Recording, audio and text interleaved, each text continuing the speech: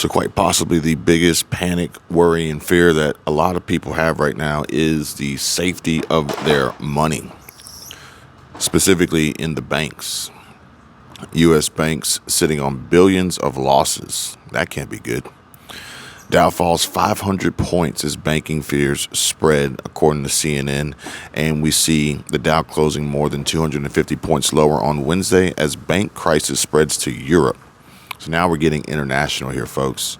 It's going to be a worldwide, widespread problem. The Dow Jones Industrial Average fell Wednesday as concerns over a banking crisis spreading to Europe pressured the broader market. And the news came after the Swiss lender said earlier this week it had found certain material weaknesses in our internal control over financial reporting. Comment down below if you need me to go into further detail on what that actually means. It's not good. And also that in recent days, a crisis in the financial sector has centered around regional banks as Silicon Valley Bank and Signature Bank collapsed. Both were casualties of poor management in the face of 8 interest rate hikes by the Federal Reserve in the last 12 months, and attention turned to the big banks on Wednesday. Now we're seeing the bank turmoil that started in Silicon Valley. It's really spreading across the globe, according to Edward Moya, senior market analyst at Oanda. And the markets are realizing that you're seeing the banks are in trouble because of a lot of the profitability models have been based on, for the most part, zero interest rates. Meanwhile, the threat continues and taking new form. Woman says her life savings was held hostage by Chase Bank after she deposited a check at the ATM. And she's not the only one, because we've already covered this story before with another person with a Bank of America account. Meanwhile, it's not even safe to go to a bank because Miami News 7 reports shots fired after a Northwest Miami-Dade Chase Bank was shot up, leaving bullet holes in the Chase Bank. And Chase just continues to make headlines as ATM thieves use glue and tap function to drain accounts at Chase Bank ATMs. Again, another video that we have already covered. But I can tell you guys right now, based on the fact that we've got 12,000 views on this video in 10 days, not enough people have seen this video and this information. Now, this is not me complaining about how many views I get on my videos and how much money I make from creating content for YouTube and getting paid through monetization.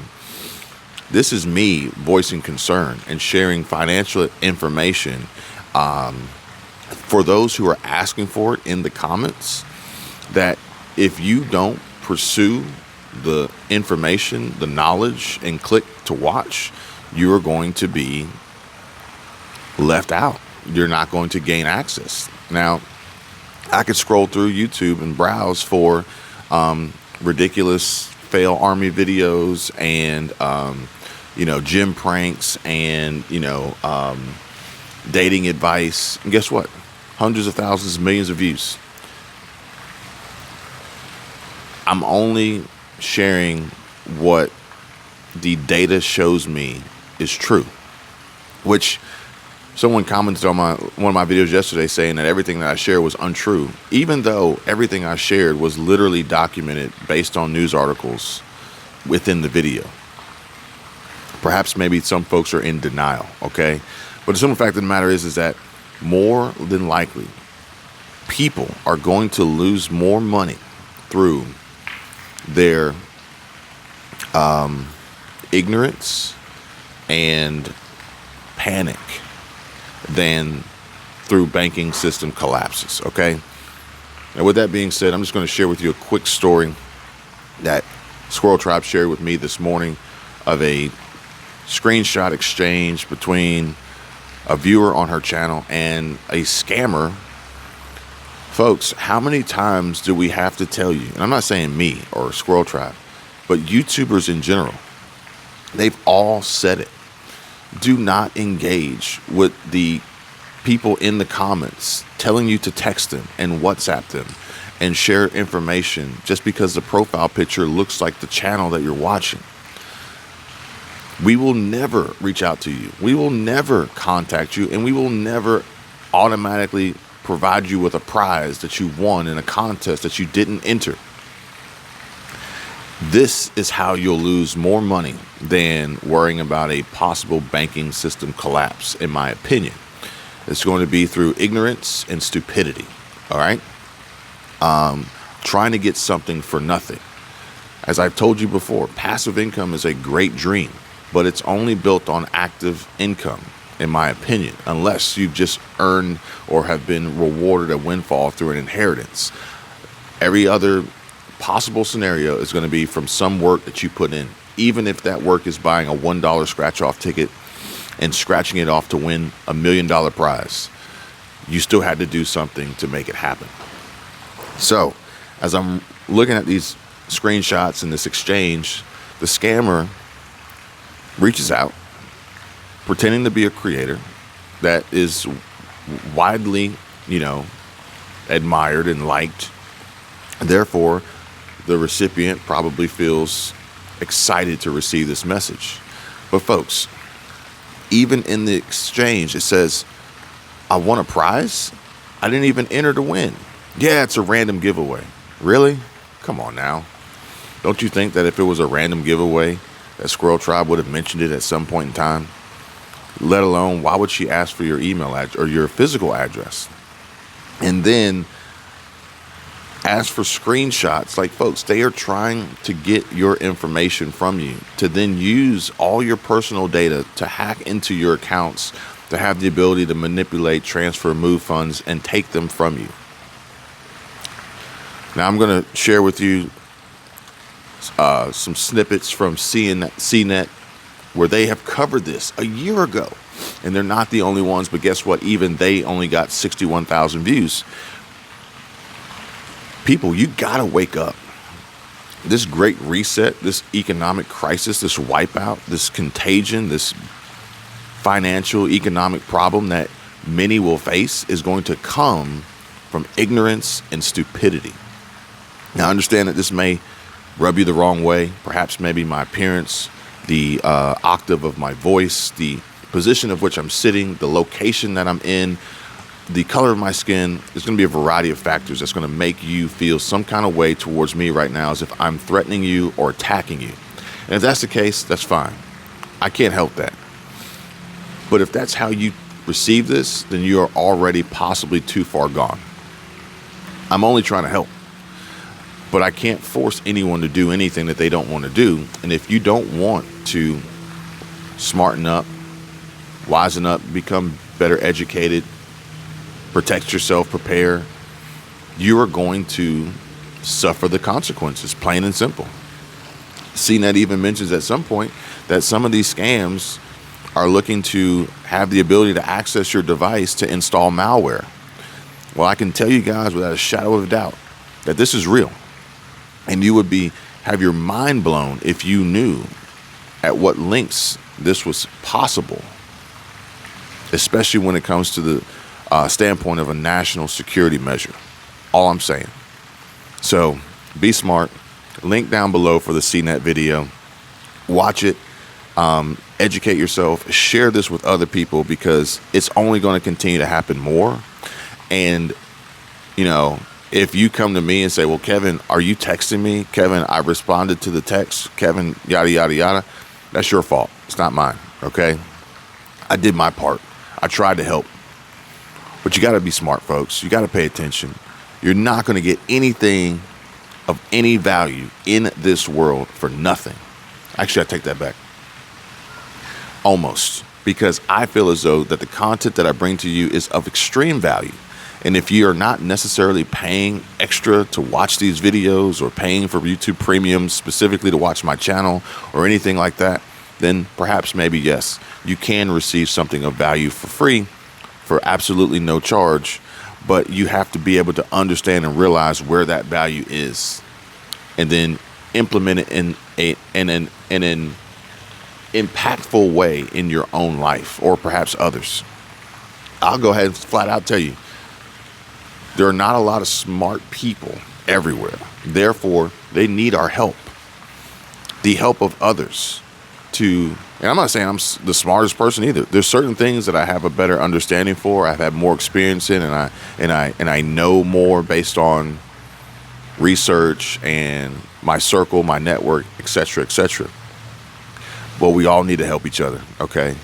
And I'm not here trying to gain access to your information or take any money from you. At the end of the day, I'm trying to help you guys make more money and retain more money and have more money in the future. I'm off my high horse. I'm off my soapbox. Let's talk about these banks. It says CNBC here says the weakest links are cracking and investors are considering possible Credit Suisse contagion. Shares of Credit Suisse surged higher on Thursday, rebounding from a fresh all-time low after the beleaguered lender received central bank support to shore up its finances. The abrupt loss of confidence in Credit Suisse, which comes as fears about the health of the banking system spread from the U.S. to Europe, has prompted some to question the true worth of Credit Suisse's share price. The weakest links are cracking, and that's just happening.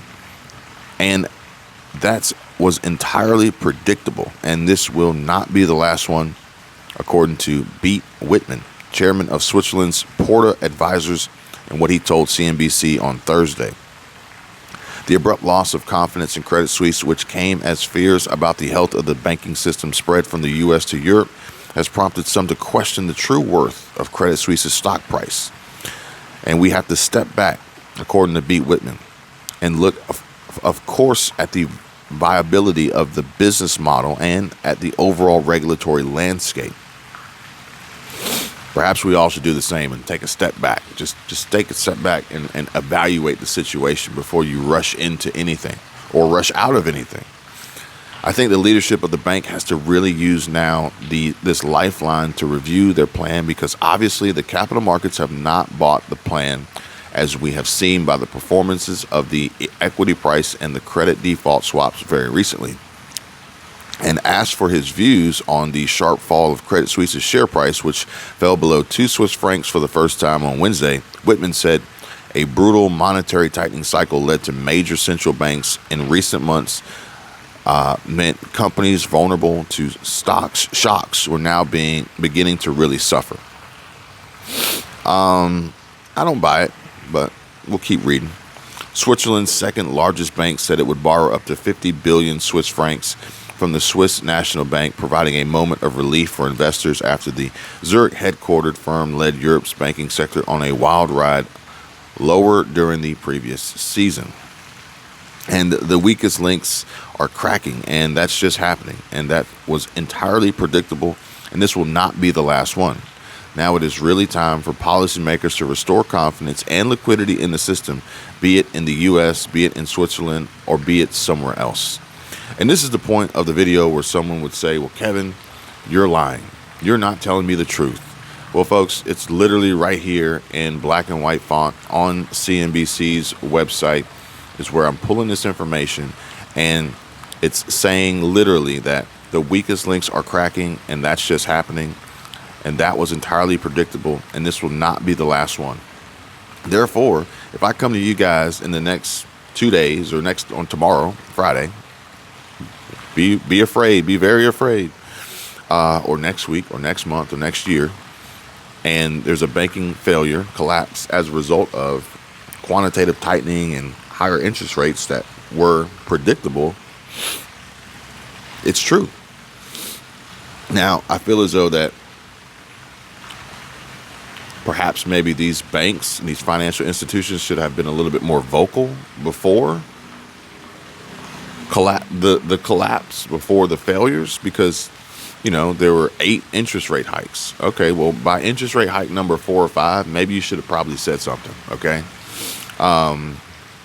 Meanwhile, the material weaknesses, even before the shock collapse of 2 U.S. banks last week, Credit Suisse has been beset with problems in recent years, including money laundering charges and spying allegations. Now, this is a completely different reason for the bank's possible failures, which goes back to one of the original slides here that we covered that says certain material weaknesses in our internal control over financial reporting. Why? Because they were not being forthright upright and forthcoming in the information that they were sharing because of money laundering charges and other fraudulent and illegal banking activities.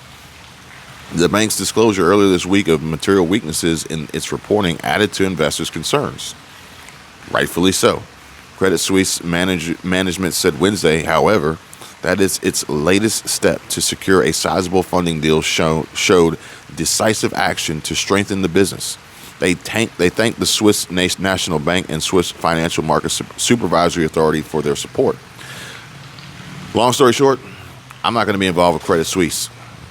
The writing's on the wall. The warning shot has been fired. It's up to you if you are going to be ignorant and stupid, and then have your money tied up and potentially lost, unsecured, because you didn't take action. Again, diversity, security, and cash flow. If I know that, again, a snake is a snake, I'm not going to try to pet a snake and reach out to touch it knowing that it's going to probably bite me. I'm not stupid. I'm not an idiot. I'm not ignorant. Therefore, I'm not going to purposely leave my money in a vulnerable institution or possible investment vehicle that would wipe me out completely, where I can then later on complain and cry about it. I'm not stupid. Now, a stronger liquidity position and a backstop provided by the Swiss National Bank with support from FINMA are positive. This is Anke Reijning, an analyst at RBC Capital Markets, and regaining trust is key for the Credit Suisse shares. Measures taken should provide some comfort that a spillover to the sector could be contained, but the situation remains uncertain. Analysts at UBS, meanwhile, said market participants were grappling with three interrelated but different issues: bank solvency, bank liquidity, and bank profitability. In short, we think bank solvency fears are overdone, and most banks retain strong liquidity positions. That's an opinion, folks. You make your own opinion, okay? But when I create content and bring you videos to try to help educate you and shed light on the situation, first, I would ask you to watch the video all the way through to the end. 2, I would ask you to really evaluate the information that I shared. And 3, reread the title and thumbnail, because odds are you probably read it wrong in an emotional state for however you wanted to feel at the time. But at the end of the day, if this quote here says, in short, we think bank solvency fears are overdone, that's an opinion.